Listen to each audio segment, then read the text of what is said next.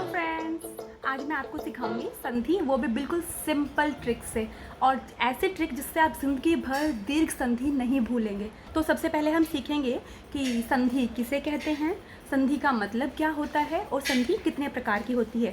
उसके बाद हम स्वर संधि के 5 प्रकारों पर चर्चा करेंगे और उसमें से दीर्घ संधि को विस्तार से समझेंगे और पढ़ेंगे। तो चलो स्टार्ट करते हैं। संधि संधि मिलकर बनी है सम प्लस धी। संधि का अर्थ होता है मेल या जोड़। अब जोड़ किनका होगा, या तो स्वरों का या वर्णों का। अब वर्ण जो है हमारे वो स्वर भी हो सकते हैं और व्यंजन भी। तो देखिए, दो निकटवर्ती स्वरों या वर्णों का जो मेल होता है उसे हम कहते हैं संधि।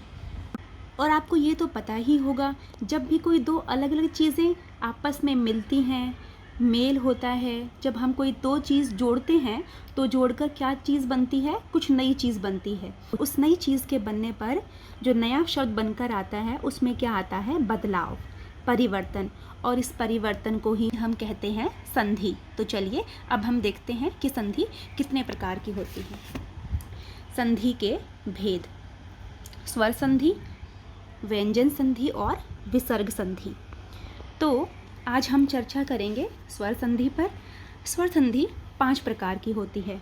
सबसे पहले दीर्घ संधि, दूसरे नंबर पे गुण संधि, तीसरे पर वृद्धि संधि, चौथे पर यण संधि और पांचवें पर अयादि संधि। तरह से स्वर संधि हमारे पास 5 प्रकार की हुई। और ये जो संधि है ये बहुत ही आसान होती है। मैं आपको इसकी बहुत आसान ट्रिक्स बताऊंगी जिससे कि आप जो शब्द है उसको देखते ही पहचान जाएंगे कि इसमें कौन सी संधि है और अपने एग्ज़ाम में बहुत आसानी से उत्तर दे पाएंगे। तो चलिए देखते हैं क्या ट्रिक्स हैं। सबसे पहले है हमारे पास दीर्घ संधि। अब दीर्घ का मतलब क्या होता है, बड़ा।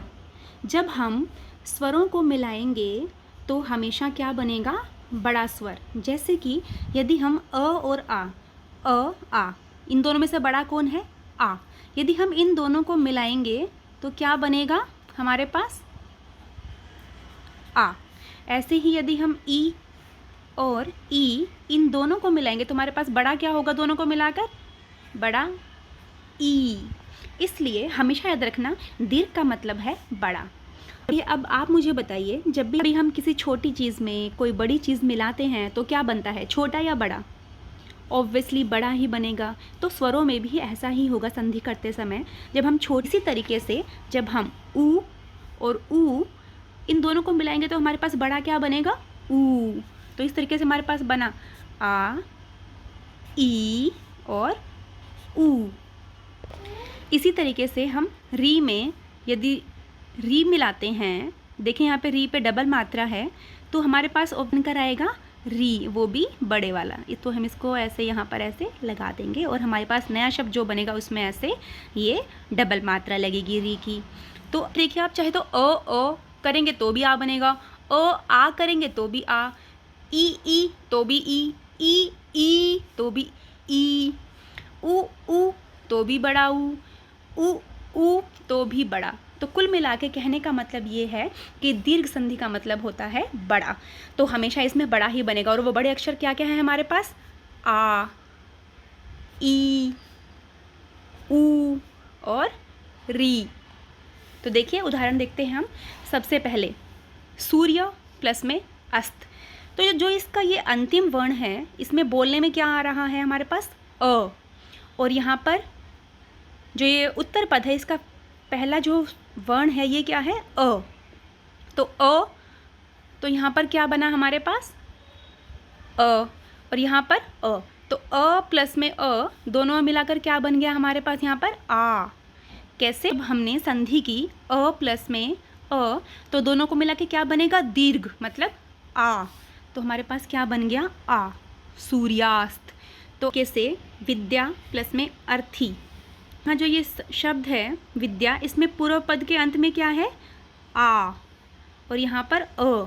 तो यहाँ पे है हमारे पास आ और यहाँ अ। तो आ प्लस में अ दीर्घ बनेगा। दीर्घ का मतलब क्या होता है, आ, बड़ा। तो यहाँ पे क्या बन गया, विद्यार्थी। इसी तरीके से अब हमारे पास उदाहरण है ई का।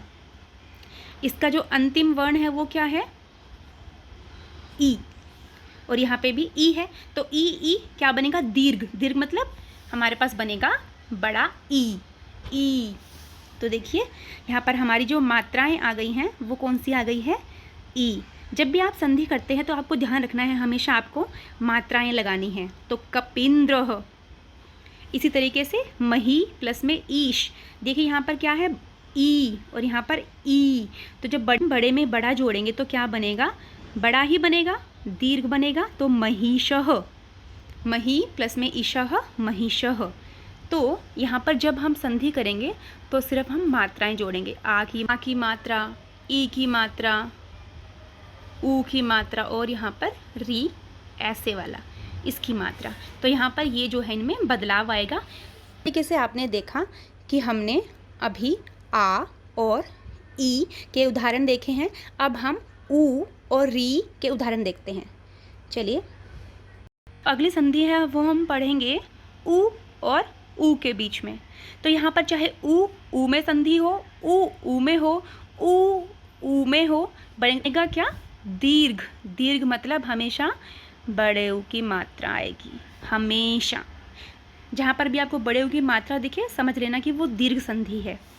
तो देखिए भानु, यहाँ पर हमारे पास क्या है, अंतिम वर्ण ऊ और यहाँ पर भी ऊ है। तो ऊ छोटा छोटा क्या मिलेगा बन के, बड़ा। तो यहाँ पर जहाँ पर आपको दिखे कि बड़े ऊ की मात्रा लगी है वहाँ पर कौन सी संधि है हमारे पास, दीर्घ संधि। तो भानु प्लस में उद्यः, भानुद्यः। इसी तरीके से आप इस शब्द को देखिए, आपको देखने से ही पता चल जाएगा कि यहाँ पर बड़े ऊ की मात्रा है। तो यहाँ पर संधि कौन सी होगी, दीर्घ, क्योंकि यहाँ पे बड़े ऊ की मात्रा है। वधु प्लस में उत्सवः, तो वधुत्स्वः। ऊ, यहाँ पर हमारा कौन सा ऊ आया, ऊ, बड़ा ऊ, और यहाँ पर छोटा ऊ। तो छोटे में अगर बड़ा मिला देंगे तो हमारे पास क्या बन जाएगा, बड़ा। तो यहाँ पे हमने कौन सी मात्रा लगा दी संधि करते समय, बड़े ऊ की, ऊ, वधुत्स्वः। अब हमारा है लघु प्लस में ऊर्मिः, तो लघूर्मिः। इसी तरीके से साधु प्लस में उपदेशः, साधु, ऊ क्या बना, ऊ, साधुपदेशः। तो ऊ के उदाहरण देखें। अब हम देखते हैं हमारा सबसे अंतिम दीर्घ संधि वाला जो रूप है वो है री का। अब हम देखिए री और री, री। अब चाहे इसका इससे मेल हो या इसका इससे मेल हो, हमारा बनना क्या है, दीर्घ री। पहले री यहाँ पर, फिर उस पर डबल मात्रा लगेगी। इस बात का हमेशा ध्यान रखना, जहाँ पर भी आपको री में डबल मात्रा दिखे आप तभी देखते ही समझ जाना कि वहाँ पर कौन सी संधि है हमारी, दीर्घ संधि। तो उदाहरण देखिए, पितृ प्लस में ऋणम, री, तो हमारे पास क्या बन गया, बड़ा री। देखिए पहले यहाँ पे एक मात्रा है, फिर उसके नीचे हमने री की एक और मात्रा लगा दी है, डबल। तो यहाँ पर दीर्घ संधि होगा। इसी तरीके मातृ प्लस में रिद्धि, तो हमारा बना मातृद्धि ही। देखिए यहाँ पर भी डबल मात्रा है। तो बिल्कुल सिंपल ट्रिक है कि जहाँ पर भी आपको री की मात्रा डबल दिखे वहाँ पे कौन सी संधि होगी, हमारी दीर्घ संधि। ट्रिक कि जब भी आपको दीर्घ संधि का पता लगाना हो तो आप देखना हमेशा आपको मात्राएं मिलेंगी, आ, ई, ऊ, री। यहाँ पे देखिए री कैसा है, डबल री है, ठीक है। तो जहाँ पर भी आपको ये मात्राएं दिखेंगी इसका मतलब वहाँ पे संधि कौन सी है, दीर्घ। देखिए सारी मात्राएं बड़ी हैं, यहाँ छोटी कोई नहीं है।